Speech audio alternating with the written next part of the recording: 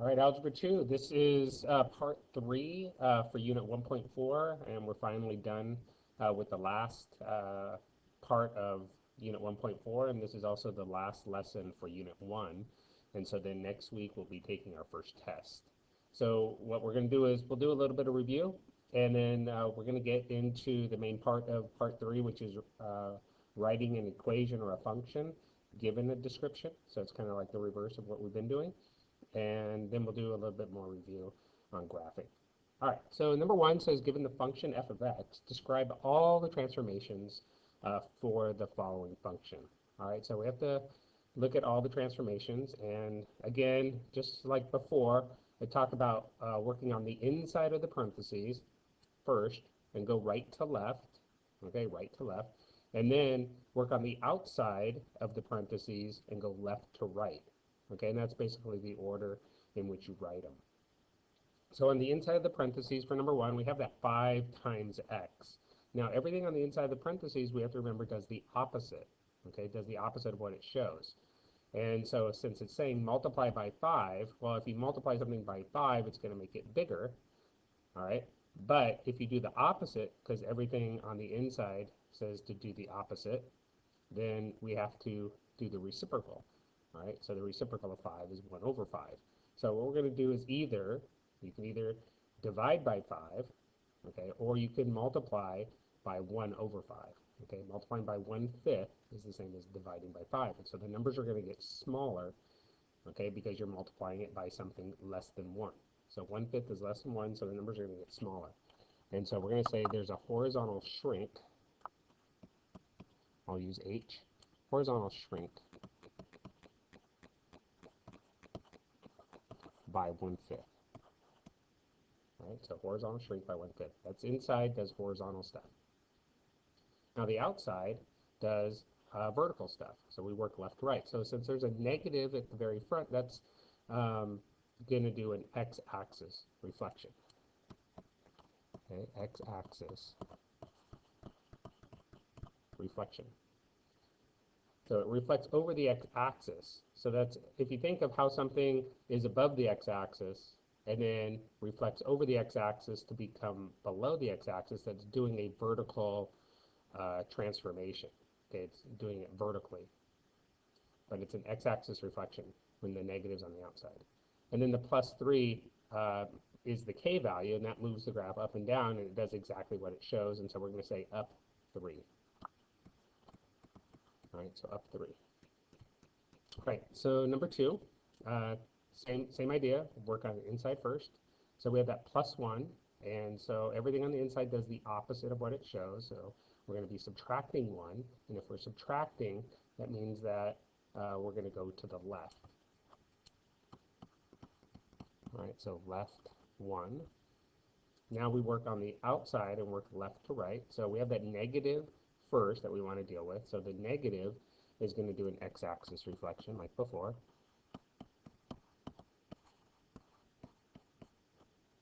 X-axis reflection. The 2, since it's bigger than 1, you have to look at the negative and the 2 as 2 separate.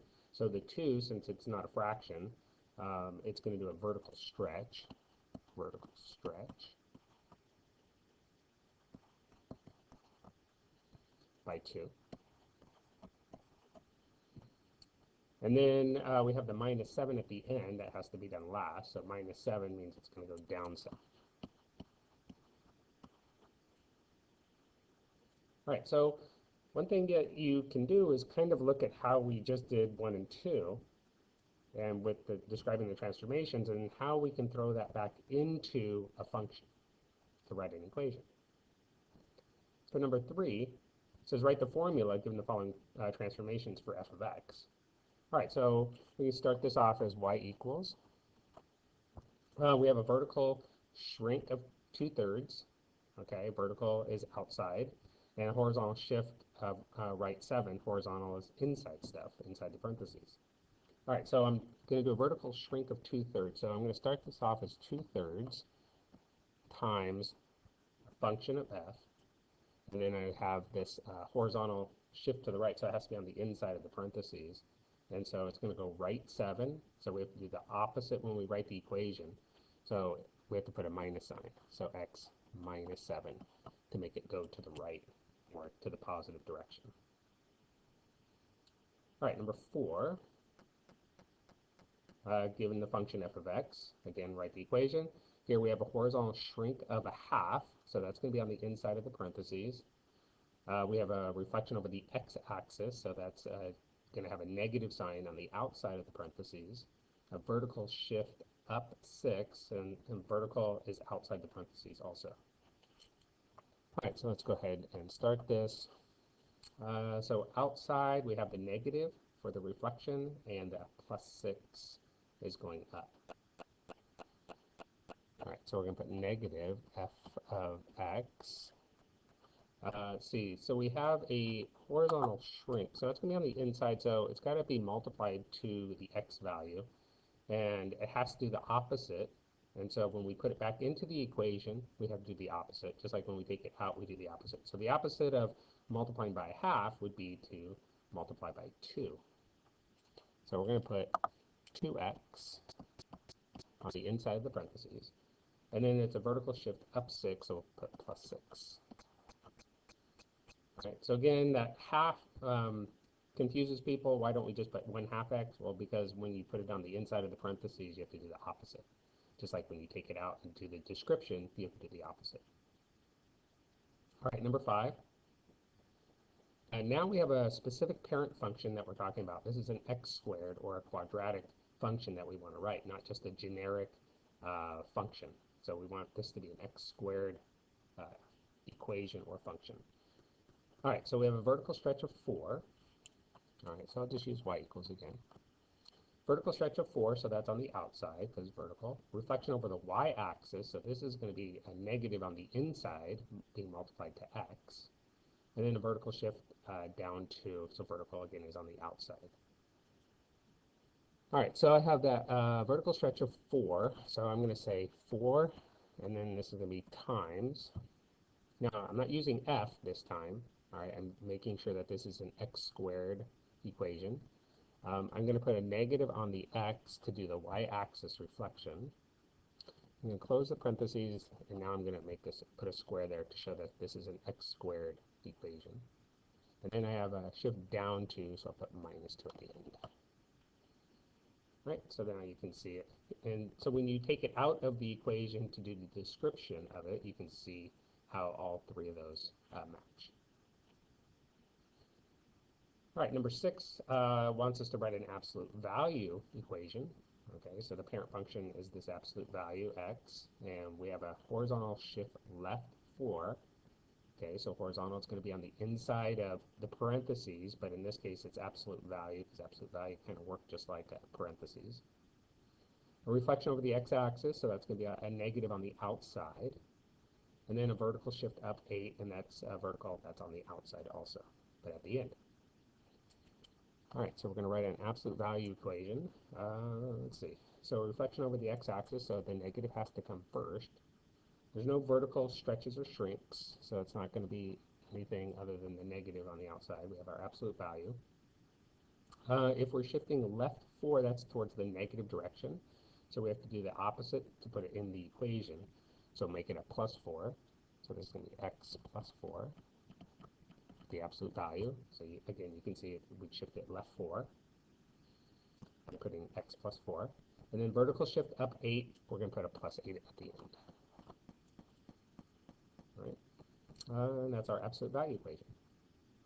Number 7, this is a cube root equation. That's our parent function. We have a reflection over the y-axis, and then a vertical shift down 2. All right. So nothing's going to be multiplied in front of the cube root. But we have that y-axis reflection, so we're going to put a negative on the x on the inside. That's the y-axis reflection. And then we're going to go down 1, so we'll do a minus 1 at the very end. Make sure that minus 1 is not on the inside of that radical. All right, so stop that radical short so that minus 1 doesn't look like it's underneath it, because that keeps it from, by keeping it on the outside, it shows that it's shifting down 1 unit. All right, so let's keep going. Number 8, given a parent function, it's absolute value x. so it's a V shape. Create a function that would have a range of 4 to infinity. All right, so when you have problems like this, the easiest thing that I would do is kind of sketch out what the parent function looks like. Just real quick, we know this is a V, so I'm going to just put it on the X and Y axis. All right, so here's our V. Now they tell us the range of what the final equation would be, right? And so the range has to be 4 to infinity.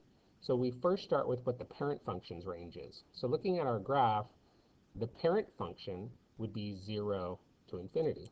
All right, so this parent function range would be 0 to infinity before we do any kind of transformations. So now the question is, how can we make it 4 to infinity? Well, if we make it 4 to infinity, the way that we can do that is to shift it up 4 units.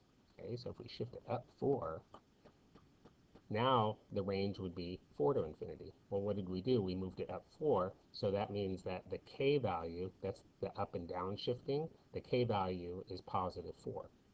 So now when we write our equation, okay, again, you can write y equals or f of x equals. This is an absolute value, and I'm going to put a plus 4. All right, so this shows that it takes the parent function and moves it up 4 units. And if it moved it up 4, that means the range now would be 4 to infinity.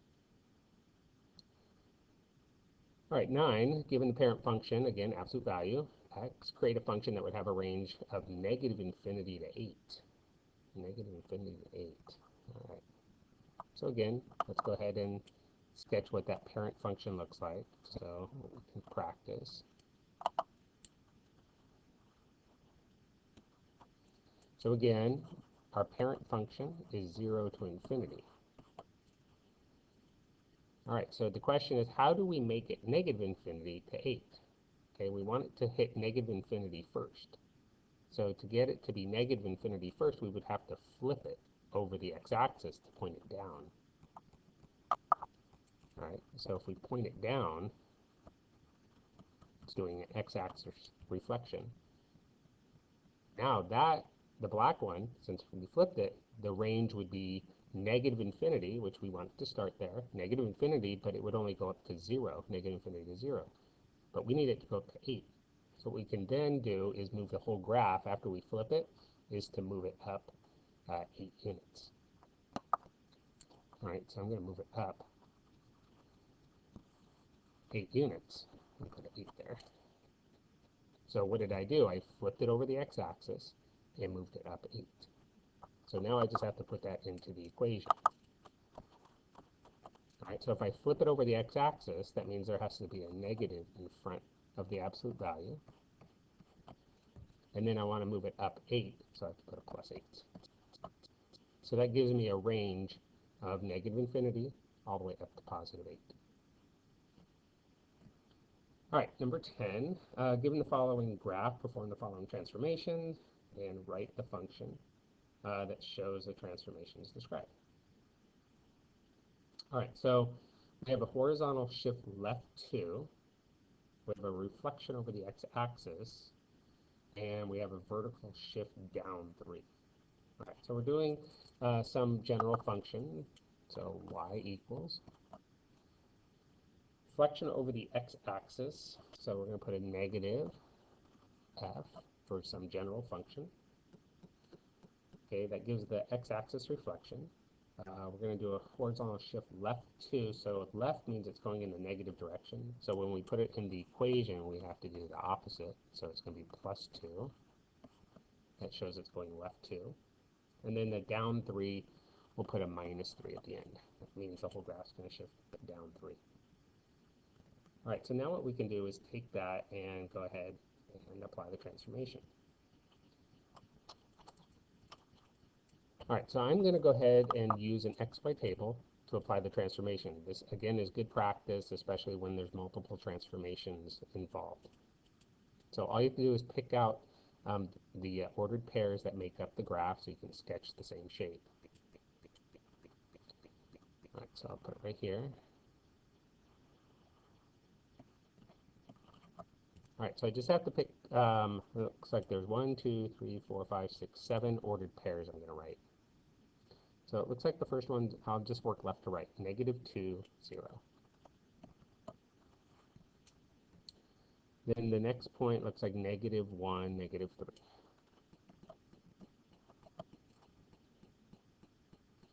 Then 0, 0. 1, 2.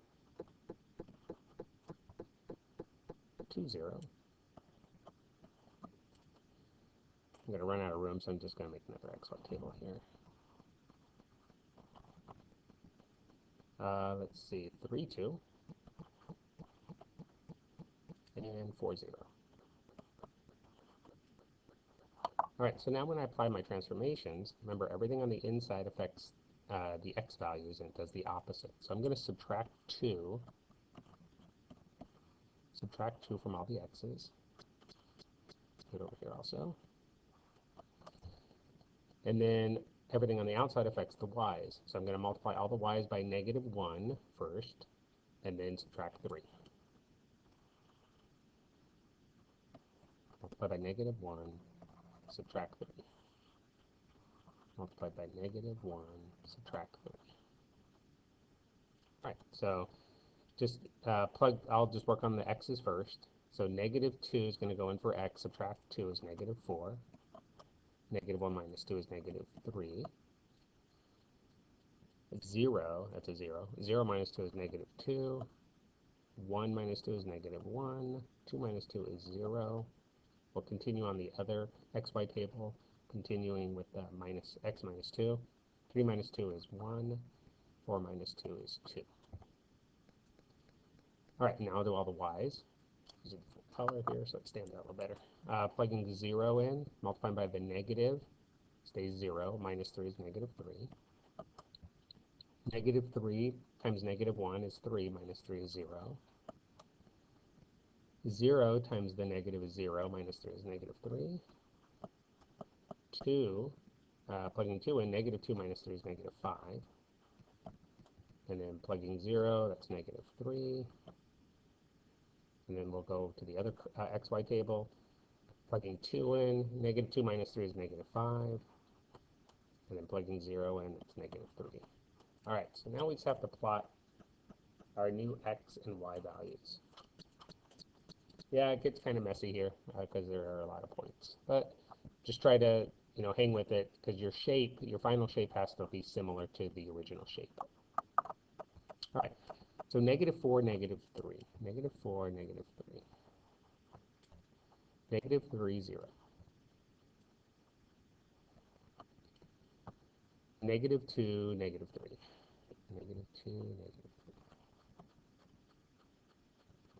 -1, -5.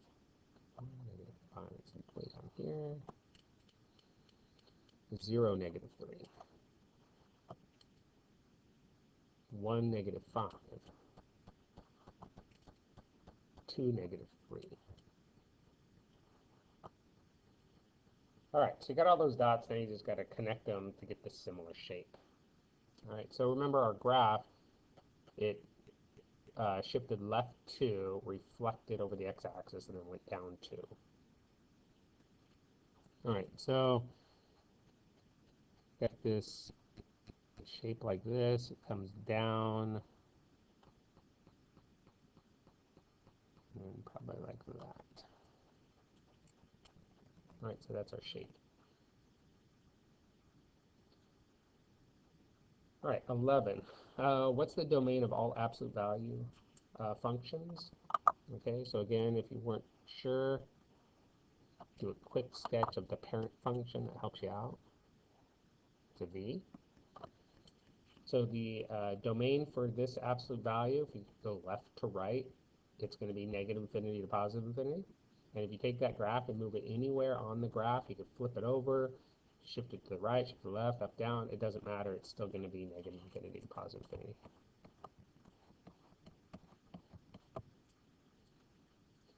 All right, 12. What's the parent function for all absolute value functions? Okay, so you could write y equals or f of x equals absolute value x. All right, and then the last one, number 13, we're going to go ahead and do this problem. So it's an absolute value. So we know that its shape is a V.